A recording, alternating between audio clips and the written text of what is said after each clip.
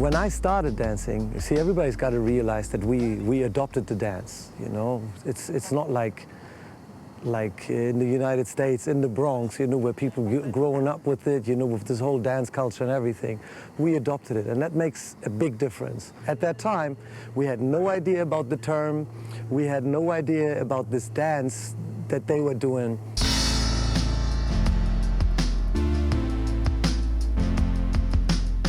It was always some American thing, and everything that was coming from America was new, was hip, was the best thing that could happen to us. Because when you look at the history, especially when you look at German history, I grew up after the war. I'm born in '69, so I'm not like directly war generation, see, but my parents, they still witnessed the war. I remember that in my generation, whatever was considered German was just purely bad.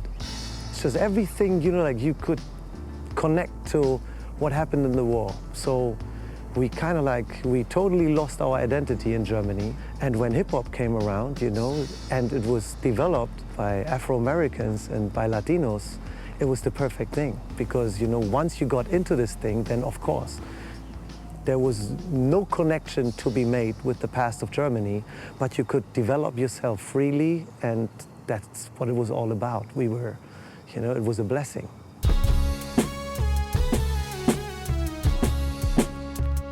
So we went step by step. At first, you know, I became like the little neighborhood hero, you know, in dance. Then after that, you know, like we had our first manager. He got our shows here and there, you know. Now regional, I became like a little superstar.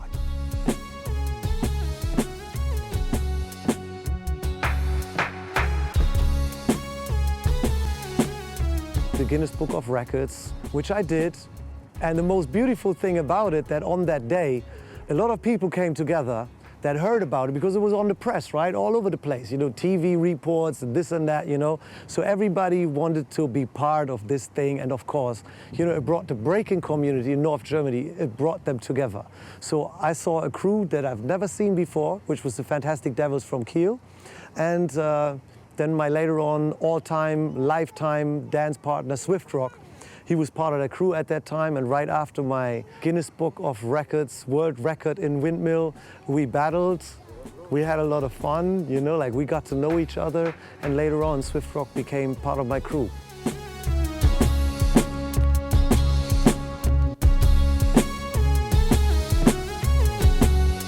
By the year '85, almost everybody stopped. And we were only like some single guys that still continued. And we went to clubs and we danced. People were laughing at us and they said, like, look, this thing is played out. Why are you still spinning on your head? Stop it. But I loved the dance so much that I just had to continue. It felt so good. So my partner Swift Rock and me, we started traveling. First Switzerland, after that France, Belgium, Denmark, Sweden, and so on and on.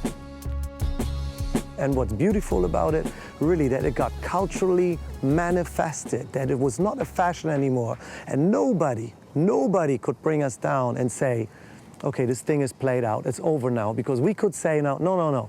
People are dancing all over the place. It's everywhere, it's up and developing. For a long time, when people were looking at me or when they heard about the name Storm, they thought about headspins. It was the headspin that got me really famous.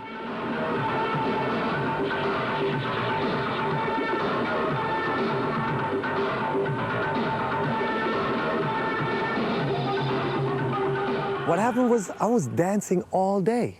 Every day, all day, I was dancing. And at some point, I realized that when I do headspins, I can chill. It wasn't hard to do. If you stand on your head, you can relax.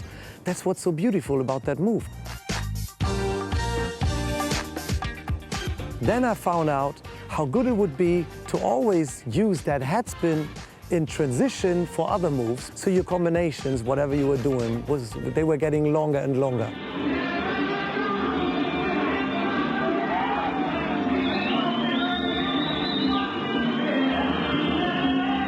When the first competition happened, that was organized by Thomas Hagenrötter in Hanover, That's when Battle of the Year was born. So the first Battle of the Year was held in '91, and then Thomas explicitly invited us as Battle Squad.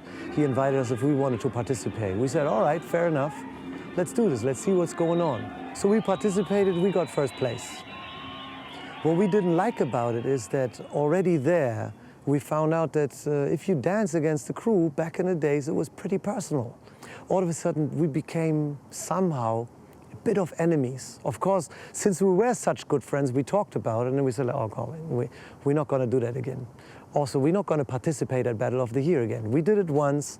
We found out that it's not really good for our culture in that matter, and so we wanted to stop. The year after, Swift and me, we only came to Battle of the Year because we wanted to watch. But when we heard some guys, especially guys from the jury, already saying, oh, we already know who's going to win.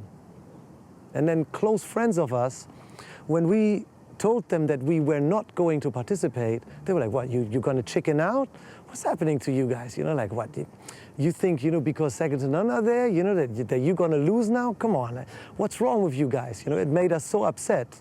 It made us so upset that we said, like, look, you know what? F you right now, you know, it's like, watch this.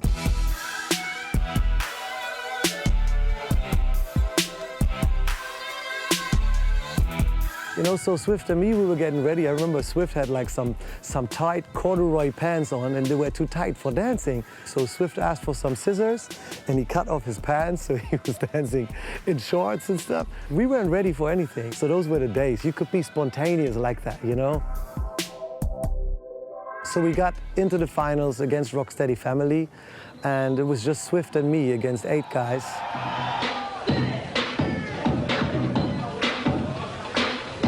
So then when sometimes, you know, they did 3 solos, we would come in and we would do as much as they did. You know, whatever we found was evocative in their solos, we put it into our stuff, did our interpretation, and put it all together. And then after, like, I think 10 to 12 minutes, the battle lasted.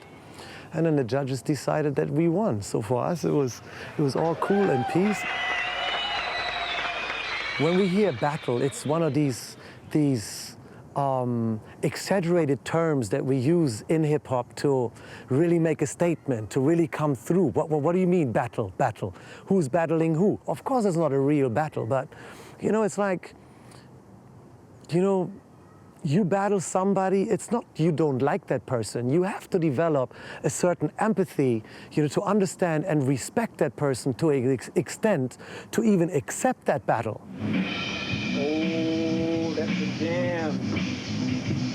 Oh, nice. I went to New York for the very first time in 1991. Nobody dancing anymore. There was one person who was really still active and who was living a b-boy life, was Quickstep.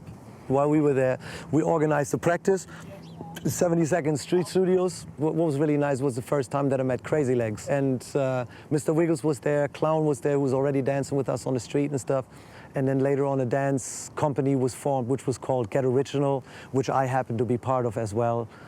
It was beautiful from that moment on. Whatever I did in New York and whatever I did, you know, it was well received, and everybody, I guess, was happy that there was a representative from Europe that showed that this lineage continued. There were no boundaries, there were no borders where you could say like, okay, but we are from this nation and we are from that country and so on and on. Hip-hop was international, and that was the spirit. So we all got connected, we all had the same passion. So, you know, like through that passion, we got together as one, basically.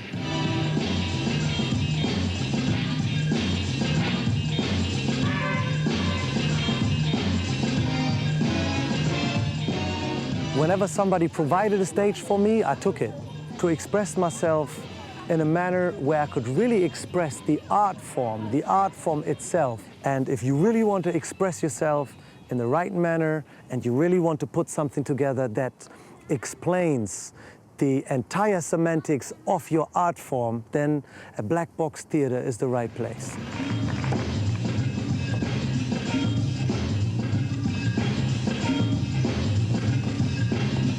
I went in a certain direction where I know that some people, they might not agree with me with what I did.